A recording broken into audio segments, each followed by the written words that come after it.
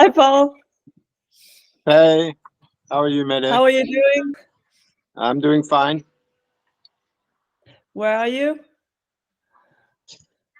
Um, on the Donau Radweg, the bicycle route along the Donau, which I joined this morning after the the ride from Prague to Linz.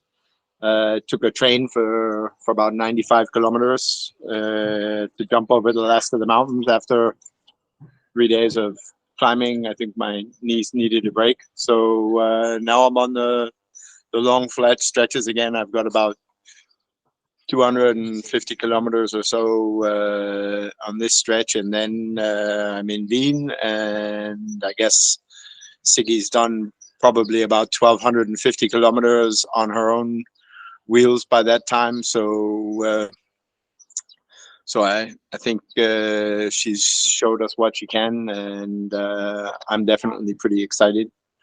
So yeah, on the final stretch. Wow, that sounds amazing. So Siggy's holding up as she's supposed to? Yeah, she does an amazing job. The forward suspension. This is you have a trip like this. I think every design thought and every design worry and every design consideration gets revisited in your head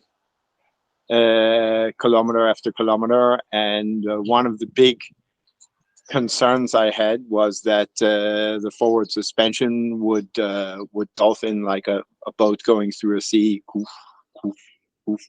But it doesn't. It just really seems to hit a bump and then level out and not absorb a bunch of power from pedaling.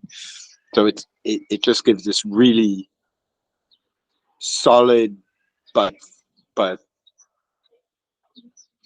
dynamic ride, especially in hard gravel and on funky terrain. Wow. So have you had anyone looking at the bike, commenting? Are you on your own at the moment?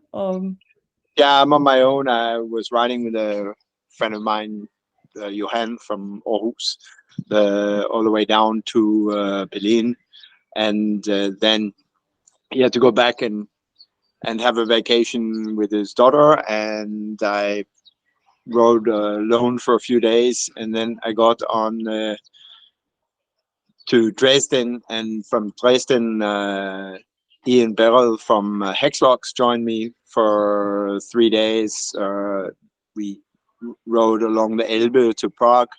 That was really great. And actually, I didn't ride Siggy the entire way here.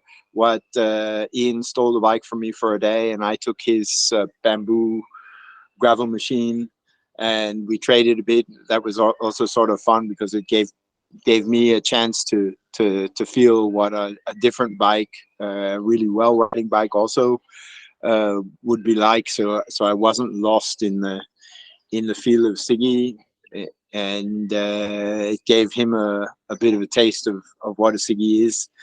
So I think we both really enjoyed the switch. That was probably about 90 kilometers or so of switch riding, and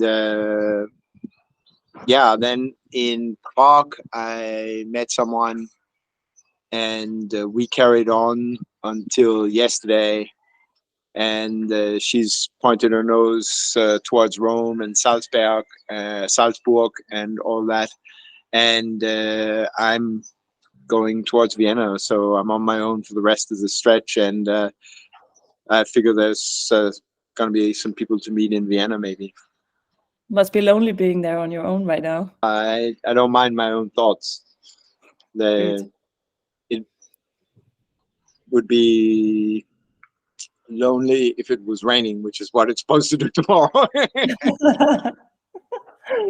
Well, you can look forward to coming back to Denmark, because that's what we do well right here, right now. I look forward to getting it back and being able to address some of the things that need to be done when I get home, because there's a lot to do. Not on the bike. The bike's fine. I think she's, just to repeat myself a bit, she's really shown us that she can do everything from some pretty gnarly gravel terrain to long stretches of road, and she just zips along. I'm not the youngest, most fit road racing type of a guy, so I'm not pushing her at 35. I'm sure somebody else would not have a problem doing so. But the last 15 kilometers I did, I had an average of about 25, so she has no trouble doing that. Good. Anyway, well done to both of you. Not yet. Not yet. Couple of kilometers to go. How many? This morning it was about 250. Cool.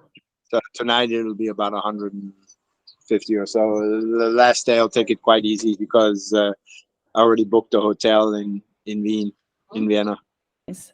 Well, you're looking good and fresh. How's Siggi looking? She's wondering why she's supposed to be sitting in the shade now instead of rolling through the sunshine while we've got it. But right now she's just the coolest, foldable 20-inch riding machine, and everything we try to do. Good to hear. Ciao. Take care.